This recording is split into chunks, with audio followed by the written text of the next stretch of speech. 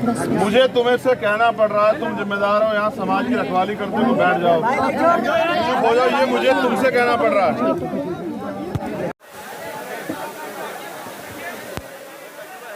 जब तक आप लोग जिम्मेदार नहीं बनोगे, जिम्मेदारी का एहसास नहीं कराओगे, तब तक कोई बात नहीं होगी। फिर कह रहा हूँ, इन्हें जो नौजवान आगे बैठे अपने फोन बंद करो, मैं यही खड़ा हूँ तुम्हारे सामने, तुमसे कोई सैकड़ों किलोमीटर दूर नहीं हूँ, तुम्हारे सामने खड़ा हूँ। क्यों रो रहे हो, क्या हुआ है बताओ, क्या परेशानी है अम्बेडकर नगर में, बताओ ये पकड़ो, क्यों तकलीफ में हो, बताओ क्या समस्या है तुम्हारी।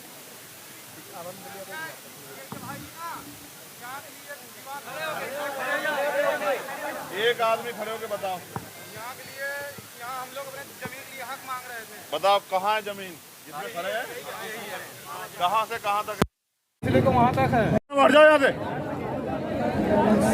कहाँ तक है बताओ। बाउंड्री लगी, बाउंड्री तक, वो जो बाउंड्री है वहाँ, ठीक है, फिर क्या है।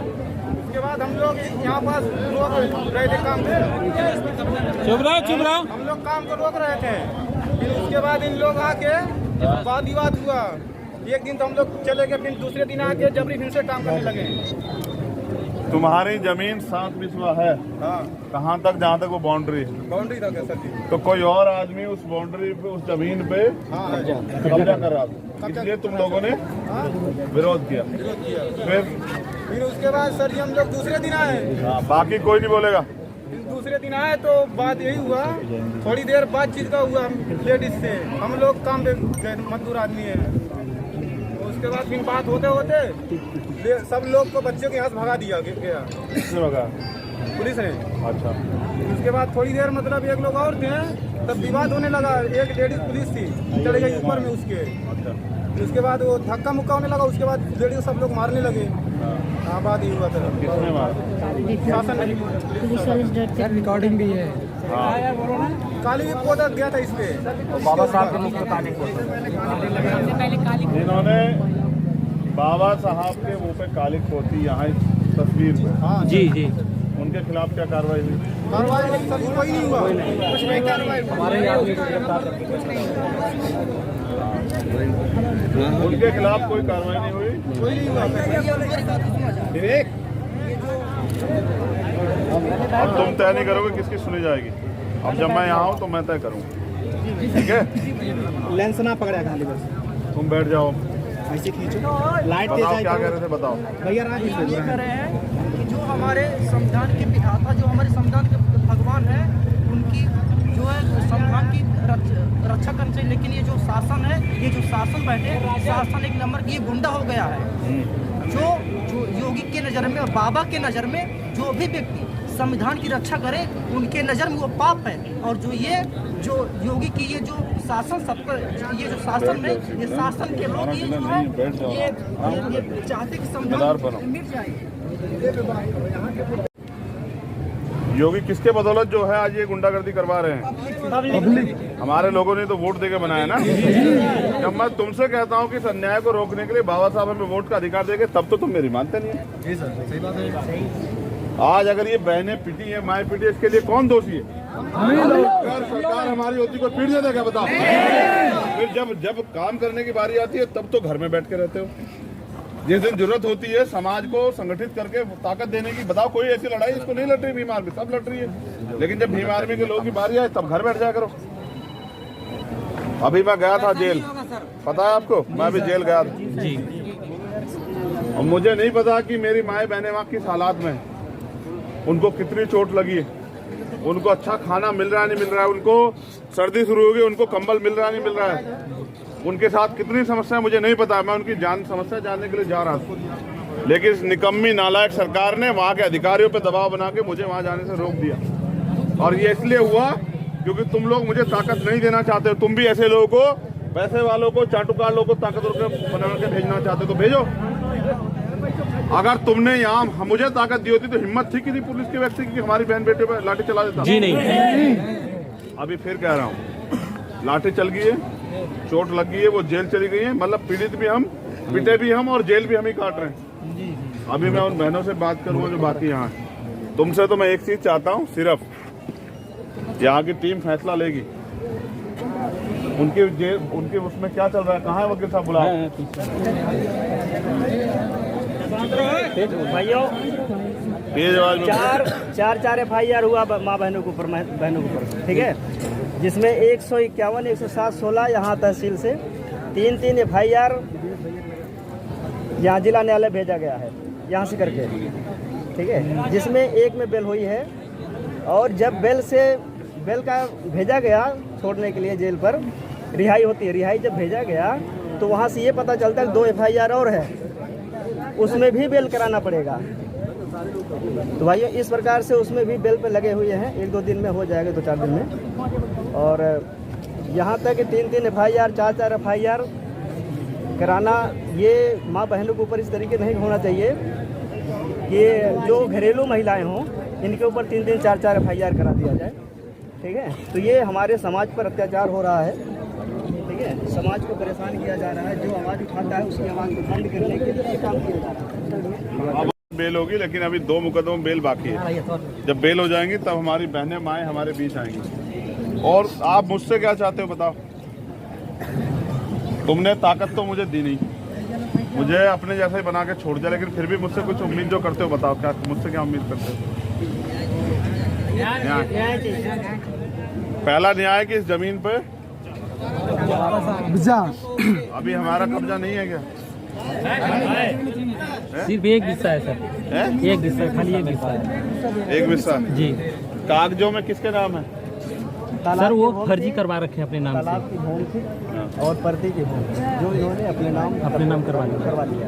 उस तालाब की भूमि की जांच होनी चाहिए, ठीक है। तालाब को तालाब होना चाहिए। जी। देखो आप मेरी बात सुनो, कोई भी लड़ाई बिना, मैं तुमसे सिर्फ इतना चाहता हूं कि हम लोग पूरी घटना की अभी जानकारी इकट्ठा कर लेंगे, कागज भी इकट्ठा कर लेंगे, फिर इसको कानूनी रूप से लड़ेंगे। और हमारा प्रयास रहेगा कि ये जमीन हमें मिले, पहली बात। दूसरी, जिन माँ बहनों पे झूठे मुकदमे लगा के उनको जेल भेजा गया, उनके मुकदमे खत्म हों। और जिन्होंने बाबा साहब अम्बेडकर का अपमान किया था, उस पर इनकी तस्वीर को वो करके उन पे मुकदमा दर्ज करके कार्रवाई, ठीक है, ज़्यादा मुकदमा दर्ज हो गया, कार्रवाई। लेकिन हाँ, पुलिस पे भी कार्रवाई होनी चाहिए। जी, महिलाओं को मर्जी लाठी बरसाई है।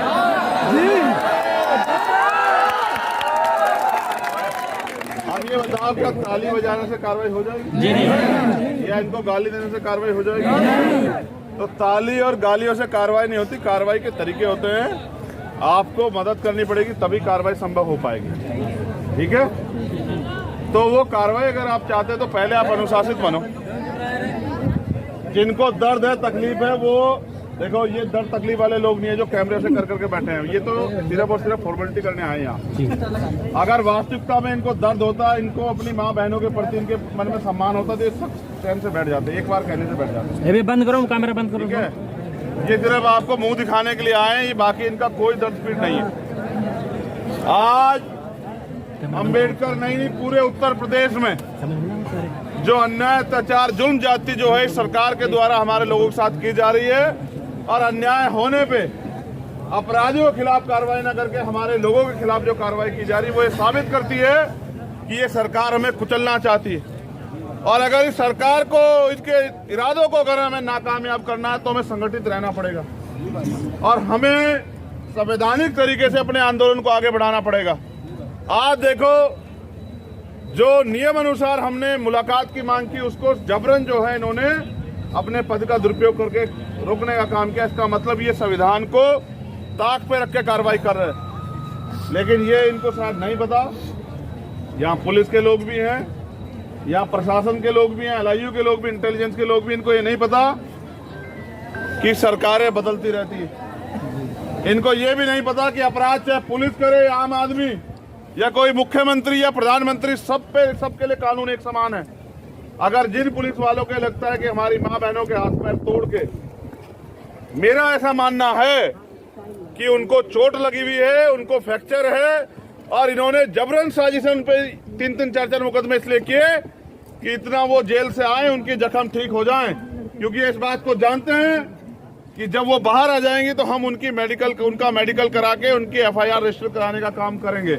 और जो पुलिस के लोग चंद माफियाओं के हाथों में खेल के जिन्होंने हमारी बहनों पे बर्बरता पूर्वक लाठीचार्ज किया, उनके खिलाफ कार्रवाई होगी। इसलिए इन्होंने जबरन मुकदमे लगाए कि ये जेल से बाहर ना निकले और उनके समाज को ना पता लगे कि इनकी स्थिति क्या है।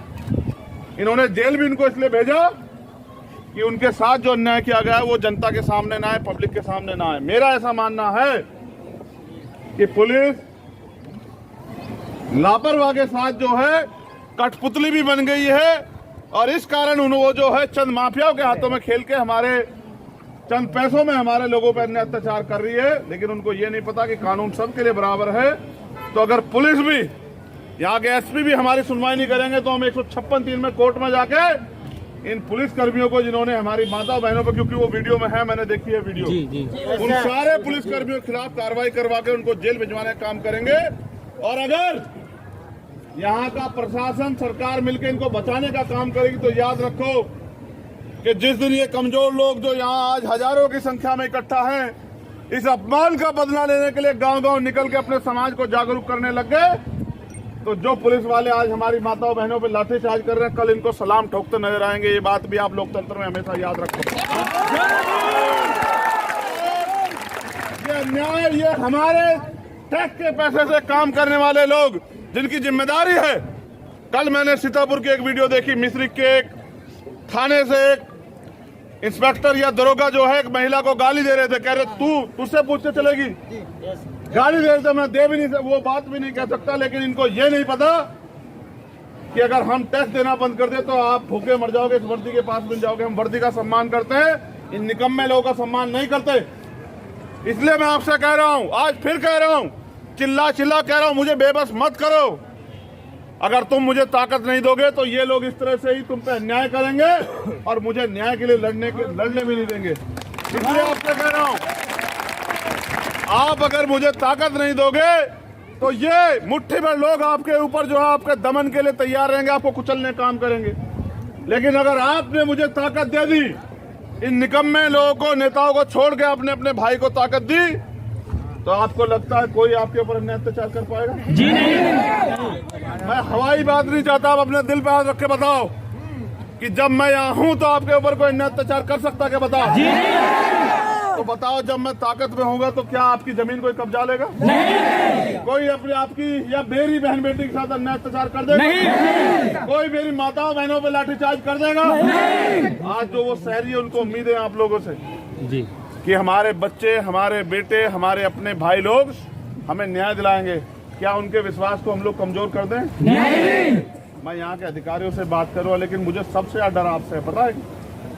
अगर आप सही रास्ते पे चले तो हम ताकतवर होंगे और आपने गलत रास्ता इख्तियार किया तो इस भारत में पलड़े आ जाएगी। और मैं आपको गलत रास्ते पे नहीं ले जाना चाहता, वरना ये प्रशासन सरकार जानती है कि मेरे एक इशारे पे यहाँ के शासन प्रशासन को धूल चटाने का काम मेरे लोग कर सकते हैं।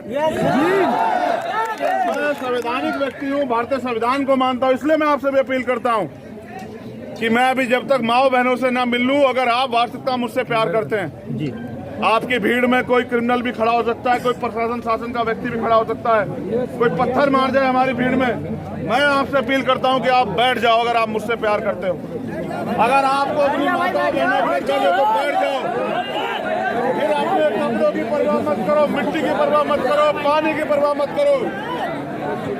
वो महिलाएं हमारी माँ बहनें हमारे बीच पहुंच चुकी है, मुझे उनसे बात करने तो बैठ जाओ।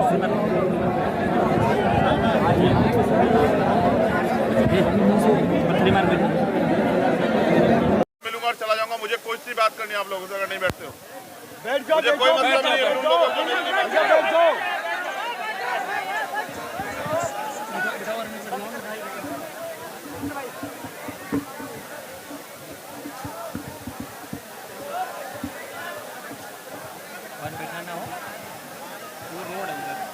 अरे फोन तो रोड अब क्या है रोड, अब तू इसे फोन को नीचे करके बैठ जा आराम से। सफेद कपड़े पहने, इनकी तो वैल्यू समझ।